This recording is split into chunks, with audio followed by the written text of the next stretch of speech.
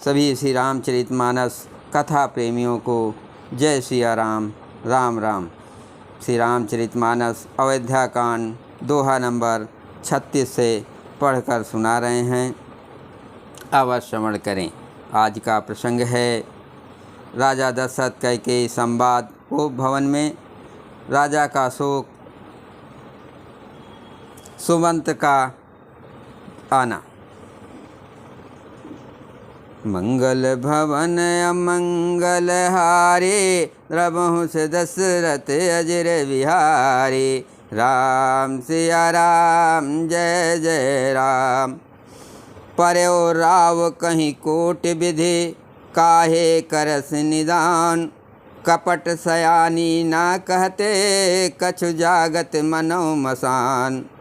राजा करोड़ों प्रकार से बहुत तरह से समझाकर और ये कहकर कि तू क्यों सर्वनाश कर रही है, पृथ्वी पर गिर पड़े, पर कपट करने में चतुर कैकेयी कुछ बोलती नहीं, मानो मौन होकर मसान जगा रही हो, शमशान में बैठकर प्रेत तंत्र सिद्ध कर रही हो। राम राम रट राम राम रट बिकल भुआलो, जन बिनु पंख बिहग बिहालो। हृदय मनाव भोर जन होई, राम ही जाए कहे जन कोई। राजा राम राम रट रहे हैं और ऐसे व्याकुल हैं जैसे कोई पक्षी पंख के बिना बेहाल हो। वे अपने हृदय में मनाते हैं कि सवेरा ना हो और कोई जाकर श्री रामचंद्र जी से यह बात न कहे। उदयो करो जन रवि रघुकुल गुरु, अवध बिलोक सूल होए उर। भूप प्रीत कैकेयी कठिनाई, उभय अवध विधि रची रचाई। हे रघुकुल के गुरु बड़ेरे मूल पुरुष सूर्य भगवान, आप अपना उदय ना करें। अयोध्या को बेहाल देखकर आपके हृदय में बड़ी पीड़ा होगी। राजा की प्रीत और कैकेयी की निठुरता दोनों को ब्रह्मा ने सीमा तक रचकर बनाया है, अर्थात राजा प्रेम की सीमा है और कैकेयी निठुरता की। बिलपत न पहि भयो बिनु सारा, बीना बेनु शंख धुनि द्वारा। पढ़ई भाट गुण गावहि गायक, सुनत न पह जनु लागहि सायक। विलाप करते करते ही राजा को सवेरा हो गया। राजद्वार पर बीड़ा, बांसुरी और संग की ध्वनि होने लगी। भाट लोग गिरदावली पढ़ रहे हैं और गवैये गुणों का गान कर रहे हैं। सुनने पर राजा को वे बाण जैसे लगते हैं। मंगल सकल सुहाए न कैसे, सहगामिनी भूषण जैसे। तेह निस नींद परी नहीं काहू, राम दरस लाल साहु छाहू। राजा को ये सब मंगल साज कैसे नहीं सुहा रहे। जैसे पति के साथ सती होने पर स्त्री को आभूषण श्री रामचंद्र जी के दर्शन की लालसा और उत्साह के कारण उस रात में किसी को भी नींद नहीं आई। मंगल भवन अमंगल हारे, द्रबहुं से दशरथ अजर विहारे। राम सिया राम जय जय राम। द्वार भीर सेवक सचिव, कहें उदित रवि देख। जागे वजहु न अवधपते, कारण कौन विषेक। राजद्वार पर मंत्री और सेवकों की भीड़ लगी है। वे सब सूर्य को उदय हुआ देखकर कहते हैं कि ऐसा कौन सा विशेष कारण है कि अवधपत दशरथ जी अभी तक नहीं जागे। पहले पहर भूप नित जागा, आज हमें बड़े अचरज लागा। जाओ सुमंत जगावहु जाए, कि जहीं काज रजायस पाई। राजा नित्य ही रात की पिछले पहर जाग जाया करते हैं, किंतु आज हमें बड़ा आश्चर्य हो रहा है। हे सुमंत, जाओ जाकर राजा को जगाओ, उनकी आज्ञा पाकर हम सब काम करें। गए सुमंत तब राउर माही, देख भयावन जात डराई। धाय खाय जन जाए नहेरा, मानो विपत विषाद बसेरा। तब सुमंत रावले राजमहल में गए, पर महल को भयानक देखकर वे जाते हुए डर रहे हैं। ऐसा लगता है मानो दौड़कर काट खाएगा। उसकी ओर देखा भी नहीं जाता, मानो विपत्ति और विषाद ने वहाँ डेरा डाल रखा हो। पूछे को न उतरू दे, गए जय भवन भूप कह के। कह जय जीव बैठ सिर नाये, देख भूप गत गयो सुखाई। पूछने पर कोई जवाब नहीं देता। वे उस महल में गए जहाँ राजा कैकेयी थे। जय जीव कहकर सिर नवाकर वंदना करके बैठे और राजा की दशा देखकर तो वे सूख ही गए। सोच विकल विवरण मह परहु, मानहु कमल मूल पर हरहु। सचिव संबित सकै नहीं पूछी, बोली अशुभ भरी शुभ छूची। देखा कि राजा सोच से व्याकुल हैं। चेहरे का रंग उड़ गया है, जमीन पर ऐसे पड़े हैं मानो कमल जड़ छोड़कर जड़ से उखड़कर मुरझाया पड़ा हो। मंत्री मारे डर कुछ पूछ नहीं सकते। तब अशुभ से भरी हुई और शुभ से विहीन कैकेयी बोली,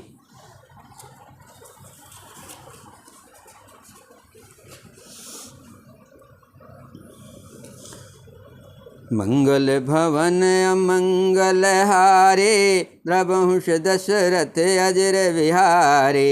राम सिया राम जय जय राम, परी न राजहि नींद निस, हेतु जान जगदीश।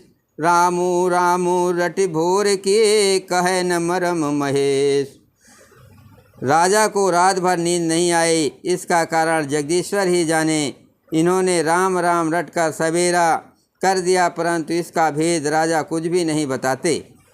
आ नहु राम ही बेग बुलाए, समाचार तब पूछो आए। चलो सुमंतु राय रुख जानी, लखी कुचाल कीन कछुरानी। तुम जल्दी राम को बुला लाओ, तब आका समाचार पूछना। राजा का रुख जानकर सुमंत जी चले, समझ गए कि रानी ने कुछ कुचाल की है। सोच विकल मग परहि न पाऊ, राम ही बोल कहें काराऊ। उर्धर धीरज गयो दुआरे, पूछें सकल देख मनु मारे। सुमंत सोच से व्याकुल है, रास्ते पर पैर नहीं पड़ता, आगे बढ़ा नहीं जाता। सोचते हैं राम जी को बुलाकर राजा क्या कहेंगे। किसी तरह हृदय में धीरज धरकर वे द्वार पर गए। सब लोग उनको मन मारे उदास देकर पूछने लगे, समाधान कर सो सबही का, गयो जहाँ दिन कर कुल टीका। राम सुमंत्र आवत देखा, आदरों कीन पिता समलेखा। सब लोगों को समाधान करके किसी तरह समझा बुझाकर सुमंत वहाँ गए जहाँ सूर्यकुल के तिलक श्री रामचंद्र जी थे। श्री रामचंद्र जी ने सुमंत को आते देखा, पिता के सामान समझकर उनका आदर किया। निरख बदनु कहि भूप रजाए, रघुकुल दीप ही चलो लेवाए। राम कुभात सचो संग जाए, देख लोग जहाँ ता बिल गाई। देख लोग जहाँ ता बिल खाई। श्री रामचंद्र जी के मुख को देखकर और राजा की आज्ञा सुनाकर वे रघुकुल के दीपक श्री रामचंद्र जी को अपने साथ लिवा चले। श्री रामचंद्र जी मंत्री के साथ बुरी तरह से बिना किसी लवाज में के जा रहे हैं। ये देखकर लोग जहाँ तहाँ विषाद कर रहे हैं। मंगल भवन अमंगल हारे, प्रभुष दशरथ अजर बिहारी। राम सिया राम जय जय राम, जाय दीख रघुवंश मणि, नरपत निपट कुसाज। सहम पर्यो लख सिंह ने, मनोवृद्ध गजराज। रघुवंश मणि श्री रामचंद्र ने जाकर देखा कि राजा अत्यंत ही बुरी हालत में पड़े हैं, मानो सिंघनी को देखकर कोई बूढ़ा गजराज सहम कर गिर पड़ा हो। सूख ही अधर जरे सब अंगू, मनहु दीन मनहीन भुअंगू। सरुस समीप देख कैकेयी, मानो मीच घरे गन ले। राजा के ओंठ सूख रहे हैं और सारा शरीर जल रहा है, मानो मणि के बिना सांप दुखी हो रहा हो। पास ही क्रोध से भरी कैकेयी को देखा, मानो साक्षात मृत्यु ही बैठी राजा के जीवन की अंतिम घड़ियां गिन रही हो। करुणामय मृदु राम सुभाऊ, प्रथम देख दुख सुना न काऊ। तथापि धीर धर समयो विचारे, पूछी मधुर बचन महतारी। श्री रामचंद्र जी का स्वभाव कोमल और करुणामय है। उन्होंने अपने जीवन में पहली बार ये दुख देखा। इससे पहले कभी उन्होंने दुख सुना भी न था, तो भी समय का विचार करके हृदय में धीरज धरकर उन्होंने मीठे वचनों से माता कैकेयी से पूछा, मोहि कहो मातु तात दुख कारण, करहि जतन जहि होय निवारण। सुनहु राम सब कारण येहु, राजहि तुम पर बहुत स्नेहु। हे माता, मुझे पिता के दुख का कारण कहो, ताकि जिससे उसका निवारण हो, दुख दूर हो, ये यत्न किया जाए। कैकेयी ने कहा, हे राम सुनो, सारा कारण यही है कि राजा का तुम पर बहुत स्नेह है। देन कहिन मोहि दुर्वरदाना, मांग्यो जो कछ मोहि सुहाना। सो सुन भयो भूप उर सोचू, छाड़ न सके तुम्हार संकोचू। इन्होंने मुझे 2 वरदान देने को कहा था, मुझे जो कुछ अच्छा लगा वही मैंने मांगा। उसे सुनकर राजा के हृदय में सोच हो गया, क्योंकि ये तुम्हारा संकोच नहीं छोड़ सकते। मंगल भवन अमंगल हारे, प्रभुष दशरथ अजर बिहारे। राम सिया राम जय जय राम। सुत स्नेह इत बचन उत, संकट परो नरेश। सकहु तुतायस धरो, सिर मेटो कठिन कलेश। सकहु तो आयस धरो, सिर मेटो कठिन कलेश। इधर तो पुत्र का स्नेह है और उधर वचन प्रतिज्ञा। राजा इसी धर्म संकट में पड़ गए हैं। यदि तुम कर सकते हो तो राजा की आज्ञा शिरोधार्य करो और इनके कठिन क्लेश को मिटाओ। निधरक बैठ कहें कटबानी, सुनत कठिनता अति अकुलानी। जीव कमान बचन सरनाना, मनोह महीप मृदुलच्छ समाना। मनोह महीप मृदुलच्छ समाना।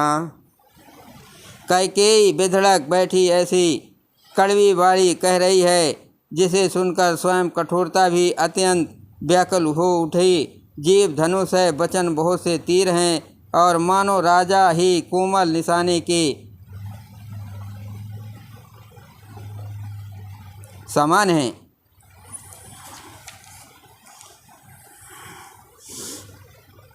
जनु कठोर पनु धरे शरीरु, सिखै धनुष विद्या वर वीरु। सब प्रसंग रघुपति सुनाए, बैठ मनो तनु धर निठुराए। इस सारे साज समान के साथ मानो स्वयं कठोरपन शेष वीर का शरीर धारण करके धनुष विद्या सीख रहा है। श्री रघुनाथ जी को सब हाल सुनाकर वो ऐसी बैठी है मानो निठुरता ही शरीर धारण किए हुए हो। मन मुस्काय भानुकुल भानु, राम सहज आनंद निधानु। बोले बचन विगत सब दूषण, मृदु मंजुल जनु बाग विभूषण। सूर्य कुल के सूर स्वाभाविक ही आनंद निधान श्री रामचंद्र जी मन में मुस्काकर सब दूसरों से रहित ऐसे कोमल और सुंदर वचन बोले, जो मानो वाणी के भूषण ही थे। सुन जननी सोई सुत बड़ भागे, जो पितु मातु बचन अनुरागे। तनय मात पितु तोष निहारा, दुर्लभ जनिन सकल संसारा। हे माता सुनो, वही पुत्र बड़ भागी है जो पिता माता के वचनों का अनुरागी पालन करने वाला है। आज्ञा पालन के द्वारा माता पिता को संतुष्ट करने वाला पुत्र हे जननी सारे संसार में दुर्लभ है। मंगल भवन अमंगल हारी, प्रभुष दशरथ अजर बिहारी। राम सिया राम जय जय राम, मुनिगण मिलन विशेष बन, सबहि भांत हित मोर। तेहि महापितु आयसु बहुरे, सम्मत जननी तोर। वन में विशेष रूप से मुनियों का मिलाप होगा, जिसमें मेरा सभी प्रकार से कल्याण है। उससे भी फिर पिताजी की आज्ञा और हे जननी तुम्हारी सम्मति है। बोलो सियावर रामचंद्र की जय, पवन सुत हनुमान की जय।